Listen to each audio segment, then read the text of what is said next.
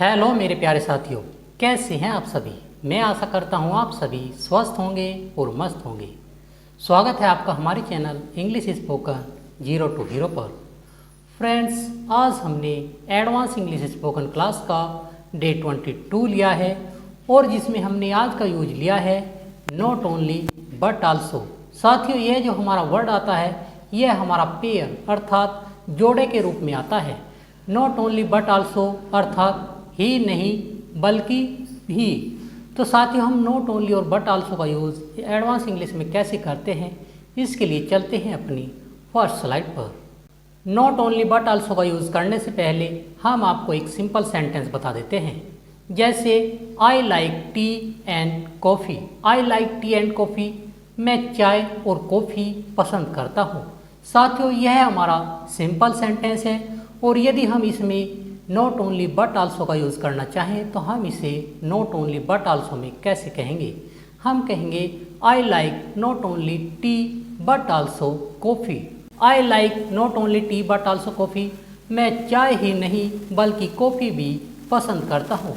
तो साथियों, हम जब नॉट ओनली और बट आल्सो का यूज़ करते हैं तो हमारे जो सेंटेंस होते हैं उन सेंटेंस में चार चांद लग जाते हैं। अर्थात जो हमारी एडवांस इंग्लिश है वह हमें स्पष्ट रूप से दिखाई देती है। या हम इसे हिंदी में कह सकते हैं, मुझे चाय ही नहीं बल्कि कॉफ़ी भी पसंद है। नेक्स्ट हमने सेंटेंस लिया है, यह एक कक्षा ही नहीं बल्कि एक परिवार भी है। साथियों, जब आप स्कूल में पढ़ने जाते हैं तो वह एक कक्षा न होकर एक परिवार भी होता है। इसे हम अंग्रेजी में कहेंगे it's not only A class but also a family. It's not only A class but also a family, यह एक कक्षा ही नहीं बल्कि एक परिवार भी है। इट इज को शॉर्ट में हम इट्स कहते हैं। चलते हैं अपनी नेक्स्ट स्लाइड पर, जिस पर हमारा नेक्स्ट सेंटेंस है, तुम एक विद्यार्थी ही नहीं बल्कि एक अध्यापक भी हो। तो हम इसे अंग्रेजी में कहेंगे You are not only a student but also a teacher. You are not only a student but also a teacher.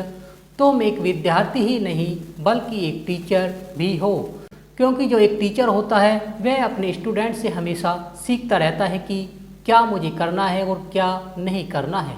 अर्थात हम कह सकते हैं You are not only a student but also a teacher. तुम एक विद्यार्थी ही नहीं बल्कि एक अध्यापक भी हो। नेक्स्ट हमारा सेंटेंस है, यह न केवल एक स्कूल है बल्कि एक मंदिर भी है। तो हम इसे अंग्रेजी में कहेंगे it's not only A school but also A temple. It is not only A school but also A temple, यह न केवल एक स्कूल है बल्कि एक मंदिर भी है। या हम इसे हिंदी में कह सकते हैं, यह एक स्कूल ही नहीं बल्कि एक मंदिर भी है, क्योंकि जहाँ पर आप पढ़ने जाते हैं, जहाँ आप विद्या का ज्ञान अर्जन करते हैं, वह एक मंदिर ही होता है। तो हम इसे कह सकते हैं it's not only A school but also A temple. चलते हैं अपनी नेक्स्ट स्लाइड पर, जिस पर हमारा नेक्स्ट सेंटेंस है, वह चतुर व्यक्ति ही नहीं बल्कि एक बुद्धिमान भी है। तो हम इसे अंग्रेजी में कहेंगे he is not only a clever person but also intelligent. He is not only clever person but also intelligent, वह चतुर व्यक्ति ही नहीं बल्कि बुद्धिमान भी है। नेक्स्ट हमारा सेंटेंस है, किशोर कुमार एक अभिनेता ही नहीं बल्कि एक गायक भी थे। साथियों, जब किशोर कुमार जीवित थे तो वह एक अभिनेता ही नहीं बल्कि एक गायक भी थे। तो हम इसे अंग्रेजी में कहेंगे Kishore Kumar was not only an actor but also a singer. Kishore Kumar was not only an actor but also a singer, Kishore Kumar एक अभिनेता ही नहीं बल्कि एक गायक भी थे। चलते हैं अपनी नेक्स्ट स्लाइड पर, जिस पर हमारा नेक्स्ट सेंटेंस है, सर APJ अब्दुल कलाम भारत के राष्ट्रपति ही नहीं बल्कि एक वैज्ञानिक भी थे। तो हम इस सेंटेंस को अंग्रेजी में कहेंगे sir APJ Abdul Kalam was not only president of India but also a scientist. Sir APJ Abdul Kalam was not only president of India but also a scientist. Sir APJ Abdul Kalam Bharat के राष्ट्रपति ही नहीं बल्कि एक वैज्ञानिक भी थे। नेक्स्ट हमने सेंटेंस लिया है, वह मूर्ख ही नहीं बल्कि आलसी अर्थात सुस्त भी है। साथियों, जो व्यक्ति मूर्ख होते हैं वह साधारणतः आलसी भी होते हैं।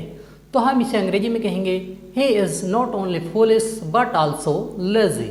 ही is not only foolish but also lazy, वह मूर्ख ही नहीं बल्कि आलसी भी है। फ्रेंड्स, यदि आपको हमारी आज की क्लास अच्छी लग रही हो तो आप हमें लाइक, शेयर और कमेंट करना मत भूलना। और जो साथी हमारी आज की क्लास में नए हैं वह साथी हमारे चैनल को सब्सक्राइब करना मत भूलना, ताकि उनको हमारी आने वाली क्लास की नोटिफिकेशन समय समय पर मिलती रहे। चलते हैं अपनी नेक्स्ट स्लाइड पर, जिस पर हमारा नेक्स्ट सेंटेंस है, माइकल जैक्सन एक डांसर ही नहीं बल्कि एक अच्छे गायक भी थे। तो हम इसे अंग्रेजी में कहेंगे, Michael Jackson was not only a dancer but also a good singer. Michael Jackson was not only a dancer but also a good singer. Michael Jackson एक डांसर ही नहीं बल्कि एक अच्छे गायक भी थे। नेक्स्ट हमने सेंटेंस लिया है, वह स्मार्ट ही नहीं बल्कि मेहनती भी है।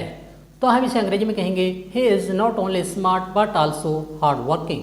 ही is not only smart but also hard working. वह स्मार्ट ही नहीं बल्कि मेहनती भी है।